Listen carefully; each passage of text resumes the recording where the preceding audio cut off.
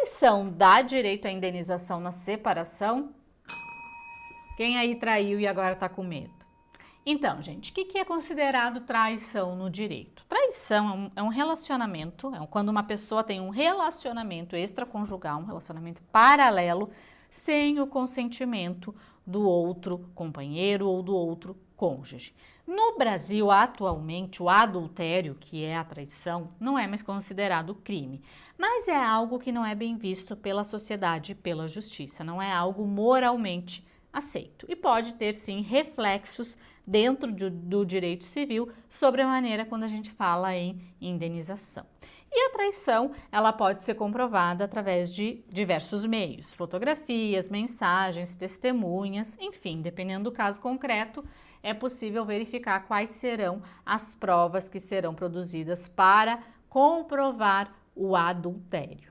E que impacto tem a traição no divórcio? A gente sabe que no Brasil nós temos duas modalidades de divórcio, o consensual, que é quando tem acordo, e o litigioso, que é quando tem briga.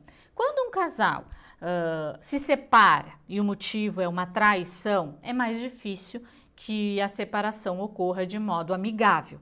Então, é mais provável que ocorra ali uma briga, um litígio. E isso tem um impacto muito grande, porque uma separação consensual com acordo, ela é muito mais simples, muito mais rápida, muito mais eficaz. As partes gastam menos, é menos desgaste emocional, o tempo de processo é muito menor. Agora, quando tem litígio, além de ser mais oneroso todo o processo, todo o procedimento, é uma demanda desgastante para as partes e também que vai levar tempo para se resolver. A gente vai falar aí de anos de processos. Quando tem bens, isso tem um reflexo direto no patrimônio, porque se o casal está brigando na justiça, o patrimônio dele não poderá ser vendido, enfim, a não ser com autorização judicial, obviamente, mas a gente vai ter ali muitas restrições com relação ao patrimônio comum até que o divórcio ou a separação se resolva. Então, esse impacto é bastante significativo e bastante importante num contexto de separação. Lembrando que, ainda que uma das partes, e principalmente a parte que traiu, queira um acordo, queira um consenso e faça de tudo para que isso aconteça, a outra, por estar ferida, pode evitar o acordo. Pode dizer, não aceito, vai para a briga, vai para o litígio, e aí, infelizmente, o processo vai se estender por muito tempo sem uma resolução satisfatória, a não ser lá no final. Então, é importante ter em mente esse impacto direto que a traição pode causar no divórcio. Além disso, nós temos que considerar que, ainda que uma das partes não queira se separar, seja o traidor ou o traído, o direito brasileiro não obriga que ninguém permaneça casado. Então, é possível que se ingresse com uma ação de divórcio ou de separação unilateral para que o juiz determine a separação do casal. E, por fim, a traição ela pode sim ter um impacto financeiro indenizatório se uma das partes requerer indenização por dano moral em razão da traição. Mas, afinal de contas, o que a justiça entende? Se a pessoa traiu, a outra vai ter direito à indenização por danos morais? Sim ou não? O que vocês acham? Então, via de regra, a justiça entende que a traição por si só não dá amparo para um pedido de indenização por danos morais. Então, não é qualquer traição que vai poder embasar um pedido de indenização por danos morais. Agora, em casos excepcionais, a justiça pode sim entender que houve um dano moral e estabelecer uma indenização para que o traidor pague para o traído. E que hipóteses são essas?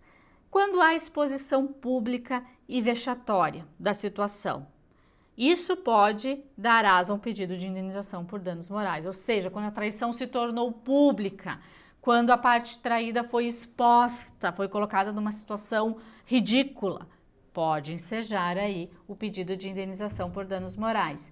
Quando quem traiu fez isso com um parente da pessoa traída, também pode culminar num pedido de indenização por danos morais, porque obviamente que uma traição com alguém da família é muito mais doída do que uma traição com um estranho, né? A gente diz que quando é com alguém da família, com alguém próximo, a gente tem aí uma traição dupla, que pode dar amparo ao pedido de indenização por danos morais. Aí a gente pode citar aquele caso do jogador de futebol que ficou com a sobrinha da mulher. Ele alega que não teve traição, mas ela alega que sim.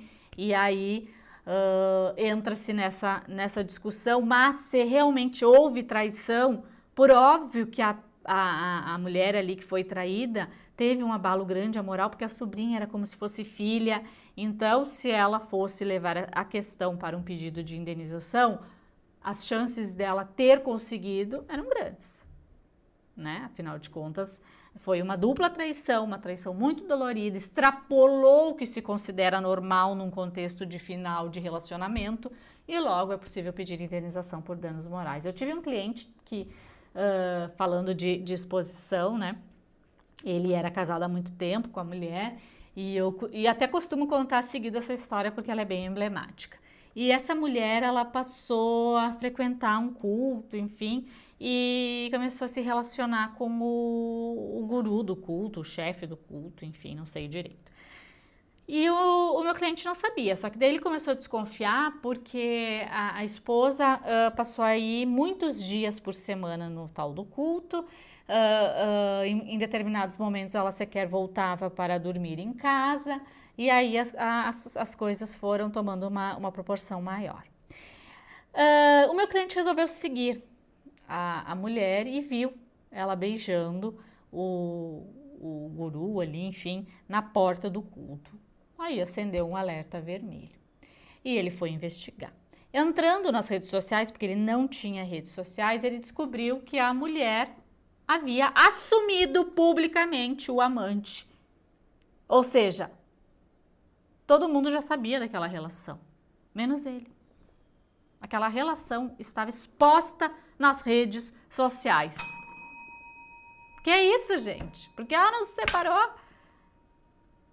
Uma situação assim dá um amparo gigante para um pedido de indenização por danos morais. Afinal de contas, ela seguiu o relacionamento com o meu cliente e assumiu uma relação paralela extraconjugal, divulgou nas redes sociais, todo mundo sabia, e o palhaço bonito em casa dormindo. É diferente de uma traição comum, né? Claro que é. Causa um abalo à imagem, à moral muito grande. Então, esse tipo de traição dá um belo de um amparo por pedido de indenização. Além disso, quando a traição gera um impacto psicológico significativo, comprovado por laudos médicos, que consegue se mensurar que o sofrimento daquela pessoa foi muito além do que é considerado natural para um caso similar, também é possível pedir indenização por danos morais, tá? Outra situação bem comum em que a justiça reconhece a indenização por danos morais é quando quem trai faz isso dentro de casa. E aí a gente lembra de outro caso bem emblemático, que é o da Shakira, né? Que segundo a mídia relatou, o Piquet traiu ela dentro da própria casa, enquanto ela estava viajando com os filhos. Nesses casos, a justiça brasileira entende que é possível pedir indenização por danos morais. Nós tivemos um julgamento recente, não lembro se Minas Gerais ou São Paulo, na qual o juiz ele entendeu que houve sim, deu na moral da mulher traída, porque o marido fazia isso enquanto a esposa trabalhava dentro da casa deles, da família, e eles tinham filhos e tudo mais. E tudo isso presenciado por vizinhos. E até mesmo ela conseguiu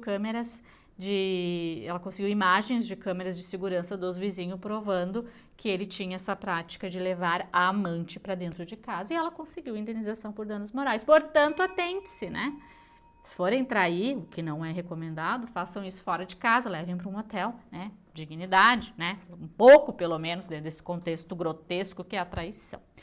E a traição, ela interfere na divisão dos bens? Não, os bens têm que ser partilhados normalmente, independentemente de ter traição ou não. Claro que a parte traída deve colocar no processo que houve a traição, biriri, barará, até para, né, quem sabe, se necessário, conseguir ficar no imóvel comum do casal até o final da separação. Se tem filhos, isso ganha mais força. Mas a divisão de bens, gente, vai ter que ser feita Normalmente. Eu também, na minha opinião, eu acredito que com relação à divisão de bens, a traição não deve interferir mesmo, porque para mim uma coisa não tem nada a ver com a outra. Agora, como eu disse anteriormente, o traído pode buscar indenização, né, em razão do dano causado, do dano moral, às vezes até mesmo material, e conseguir uma compensação financeira ali da outra parte. Isso sim é justo, né? Uma compensação financeira em razão do abalo sofrido ou do dano material sofrido, o que não tem nenhum tipo de relação direta com a partilha dos bens. E o que fazer se você for traído? Como provar? Reúna as provas de cabeça fria, pegue tudo que tem, fotos, mensagens, lembrando que pegar o celular do outro sem consentimento não é legal, é crime.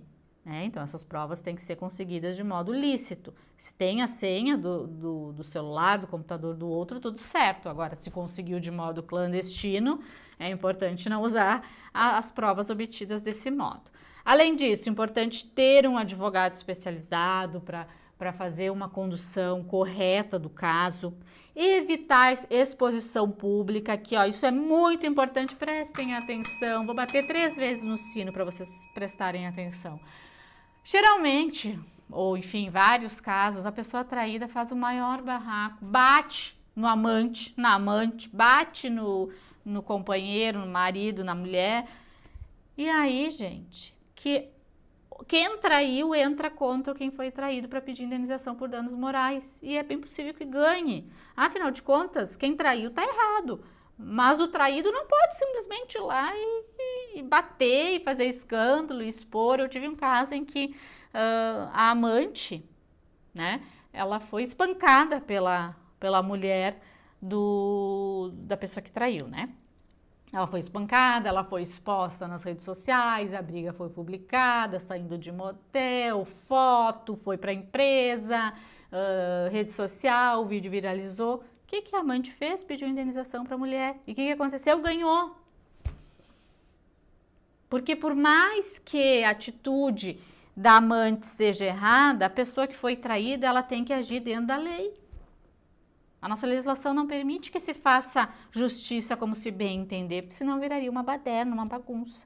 Então tem que ter cuidado com isso, tem que cuidar para o feitiço não virar contra o feiticeiro, certo? Então, gente, resumo da ópera: traição pode dar amparo para um pedido de indenização por danos morais. Vai depender do entendimento de quem julgar e vai depender do caso concreto. Se houve exposição, se houve humilhação, se o abalo foi muito grande, muito além do que é natural, se a traição foi com pessoas próximas, familiares, se for dentro do lar, enfim, tudo vai depender do caso em si e do entendimento de quem julgar. Portanto, prestem atenção, não traiam, em primeiro lugar. Se forem trair, sejam discretos.